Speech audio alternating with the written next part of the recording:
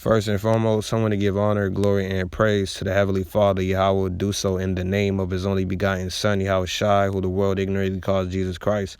I also want to give a mighty shalom to the Akim, you so-called blacks, Hispanics, and Native Americans, the true Israelites of the Scriptures, that's doing lessons or out in the highways and byways, doing everything to magnify the name of the Lord. I also want to give a mighty shalom to the elders who's been in this truth for many years, pushing it in sincerity. Now I want to do a lesson on vengeance, right? This is something that, is amongst Israel, rendering evil for evil, wanting to pay somebody back for what they've done to you, whether it's a friend, family, relationship, husband and wives. This is something that, it's a carnal mindset that we must subdue. The first thing that happens, when you're being sincere with people and you're left in the dust, the first thing you want to do is make them pay back, what they did to you and feel, what you felt in those moments, because, they're not feeling it when they're doing it to you. You know what I'm saying? And this is something I notice about human nature a lot. Things that, they don't want, done to them, they'll do it to you. You know what I'm saying? And it's just, it's hypocrisy. And it's something that, like I said, us as a nation have to work on. The Lord sees everything. The Lord's going to bring everything into judgment, right? Those people are narcissists, right? They full of themselves. But you got to understand, the Lord sees that. Doesn't the Lord say He hates a prideful heart, right? If you're being sincere, the Lord's going to avenge you. He's not going to let things slide. And that's something that you have to accept. So this is Romans 12:19. Let's kick it off with this. Dear beloved, avenge not yourselves, but rather give place unto wrath, for it is written, vengeance is mine, I will repay, saith the Lord. So the Lord's going to repay, vengeance for you, right? You don't have to render evil to evil, right? The Lord sees all things. Let's jump up to verse 12. It says, rejoice in hope, right? Patient in tribulation, continually instant in prayer. So you gotta pray. You gotta seek the Lord, right? In your trials and your tribulations. It says, distributing to the necessity of the saints, given to hospitality. Bless them which persecute you, bless and curse not.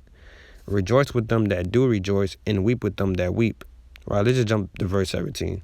It says, recompense to no man evil for evil, provide things honest in the sight of men. So at the end of the day, regardless of what somebody's doing to you, you have to keep the commandments, right? Because you're acting upon vengeance because you're still holding that grudge. That's breaking Leviticus 19, holding your grudge against your brethren, right? And this applies to, obviously, men and women, but, holding that grudge, right? Now you want to recompense evil because you want them to feel, what you feel. You know what I'm saying? You can't be on that type of level, right? Your duty is still to keep the commandments. Let's go to Ecclesiastes, right? Ecclesiastes 12. Ecclesiastes 12:14. It says, for God shall bring every work into judgment, whether every secret thing, whether it be good or whether it be evil. So the Lord is not a robot. His eyes see everything, right? His eye sees everything. But you got to be keeping the commandments regardless of what's going on. Let's jump out to verse 13. Let us hear the conclusion of the whole matter. Fear the Most High and keep His commandments, for this is the whole duty of man. So you still got to fear the Most High by keeping His commandments, regardless of what you're going through. Because vengeance, acting upon vengeance, is breaking the law. You are, because you're holding that grudge in your heart, and you're acting upon vengeance because, want this person to feel what you felt. And that's going to happen in due time, but you got to let the Lord do it, not yourself. You have no business doing that. When it comes to the other nations, of course, that's different.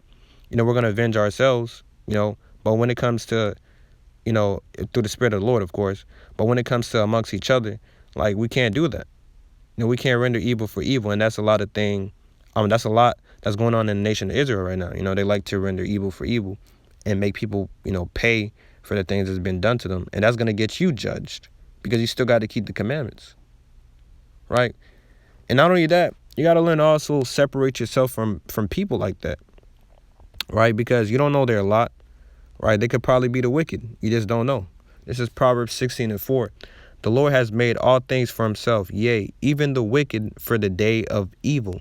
So the Lord created the wicked for the day of evil. Now, if this person, continually don't want to change and they continue to act like the way they want to act, whether it's friends, family, etc., then you have to remove yourself. Because if they understand what they're doing and they continue doing it, that's your fault because you allowed them to continue to do it in your life when you could have removed yourself and let God act upon vengeance. Because those type of people don't get away with anything. They don't. You know what I'm saying? The Lord's not going to allow them to do that. And you got to believe that. Let's go to Ecclesiastes chapter 11, right? Ecclesiastes chapter 11. Right. Ecclesiastes chapter 11 and 9. And this is more so amongst our young people as well, but also, our older people as well. We'll get into that. It says, rejoice, O young man, in thy youth, and let thy heart cheer thee in the days of thy youth, and walk in the ways of thine heart. So, that's something that we do a lot when when we're young, right? We walk in the ways of our heart. And a lot of people have a problem with, submitting to the scriptures. They like to let outside, influences, poison their mind. And now, pretty much they're not looking at things from a biblical standpoint. They just want to, be carnal, and they want to move in that spirit, and they wonder why, they've fallen into the flesh so easily, wondering why, they're worldly and they have worldly tendencies is because, you're acting upon the flesh. Like you're trying to mix the truth with ideologies of the world. And those things are just never going to mix. It's either you submit to the Most High God completely and, rid yourself of all the things that you learned when you was in the world, or you just you have one choice or the other. You can't, have it both ways, right? Let's keep going. It says, and walk in the ways of thine heart, because that's what the youngsters do, and in the sight of thine eyes, but knowest thou that for all these things God will bring thee into judgment. So, hey, if you're rejoicing, living it up, following the ways of your heart, being around the wrong people, hey, God's saying live it up. But remember, I'm going to bring it to judgment. That's something that you're not going to escape. None of us can escape that. And God has said every secret thing, meaning even things that you're doing in secret, that's going to determine your salvation in the end. So you got to be very careful and not let narcissistic people, cause you to lose your salvation. Stop avenging yourselves and let the Lord work. That's something that we have to understand, right? We got to renew our conscience, man, right? That's the true baptism, that Peter was talking about. And a lot of people still struggle with that to this day. This is 1 Peter's chapter 3, and I'm going to go to verse 21, right?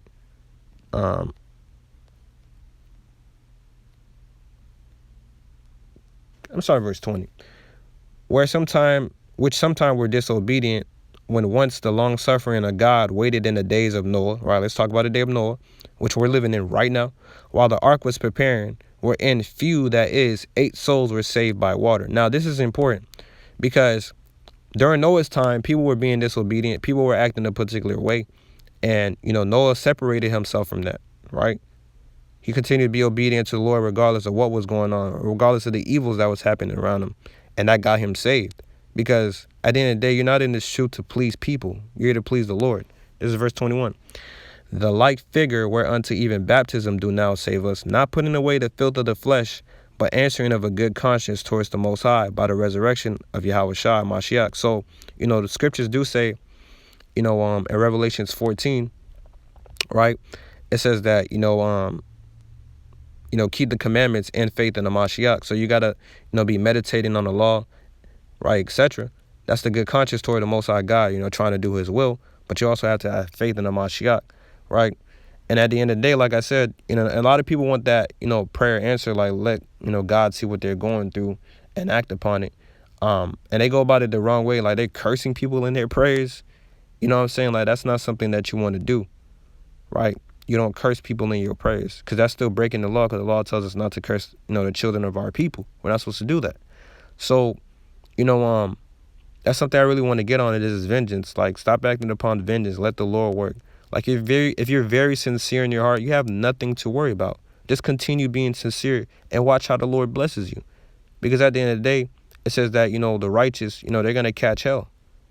Right? Just because you're righteous or you're doing the work doesn't mean that your life is going to get any easier. Right? There are going to be certain people that's going to be thrown into your path to try to throw you off or get something out of you. Brothers, you got to learn to also control your emotion as well when it comes to women. You have to, man. You have to learn to control your emotions because, oftentimes you might be in a situation where a person lives for drama, right? Those people are miserable. They're miserable with their lives. And you got to understand they need your validation, and whenever you keep giving them that validation, they're going to keep walking all over you and do as they please. You got to learn to step up and be a man, right? And just walk away from situations that you don't even have to address, because, if you feel like it's going to be contentious, then you don't have to address it, brother. But just don't be hostile about it. You get what I'm saying? Don't wish harm on that person. You know what I mean? You don't have to deal with certain people, and that's fine. But you got to still be able to keep the commandments and let go of those grudges, etc., and not, want to act upon vengeance within yourself. You got to let the Lord work. Because one thing I will say this, and I say this all the time, I done seen it too many times, is the Lord doesn't miss, right? The Lord hits his target. It's a bullseye with the Lord. But you got to, let him do it on his own time, because, the Lord, hey, he's sweet with it, right? Because he likes to pay people double. He likes to fill their cup double, so you just got to let him work. Stop avenging yourself. I just got to harp on that. A lot of people just get carnal soon as they're done wrong, etc. Same thing with wives. They plot on their husband, like, when is God going to kill him? Like, in certain things, like, that's off as hell, man. Like, just keep meditating, keeping the commandments, keep trying to do, things as a wife. The Lord sees those things, right? The Lord knows how to deal with your wicked husband. He knows how to deal with your wicked wives, your wicked friends, your wicked family. Like, he understands that. But what's worse is just the people, that know verbatim, what they're doing. You know what I'm saying? Those type of people. Hey, the Lord got something heavy for them, right? This is Hebrews chapter 10 and 26. Hamashiach's blood is not going to cover our willful sin. This is Hebrews 10 and 26.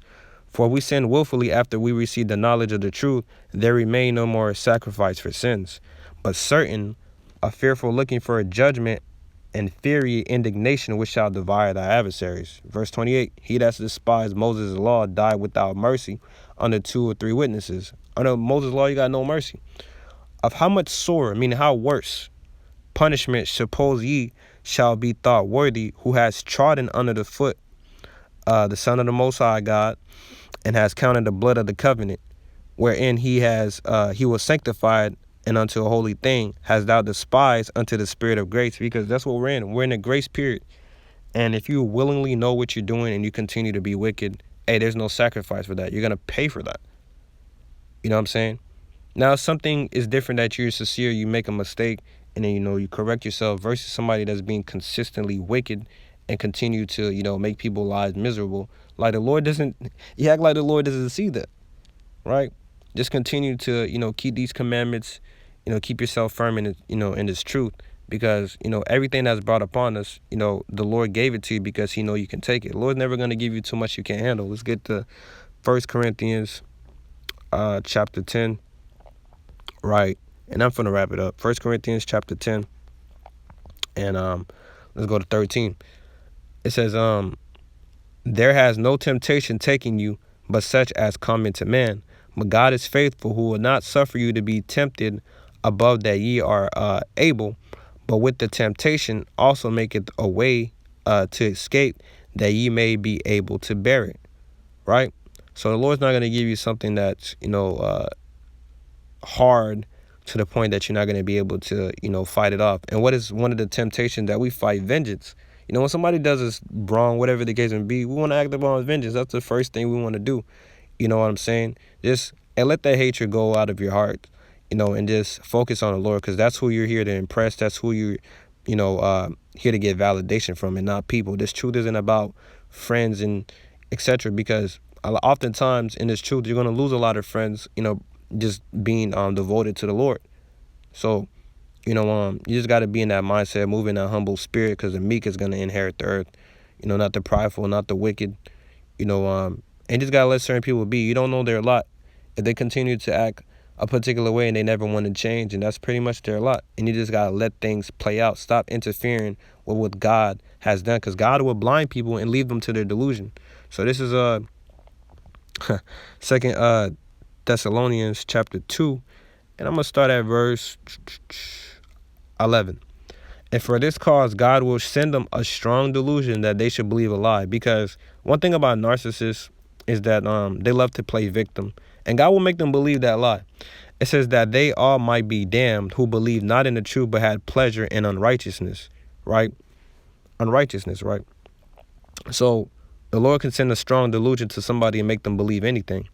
As long as you're doing everything that's right, hey, let the people believe what they want to believe. God's gonna act upon it, man.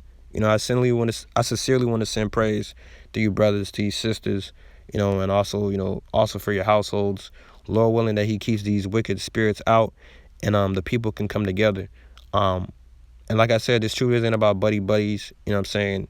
If you can't reconcile it, just leave it alone. You know what I mean? But don't have to be hostile towards that person. And with that, I want to say shalom.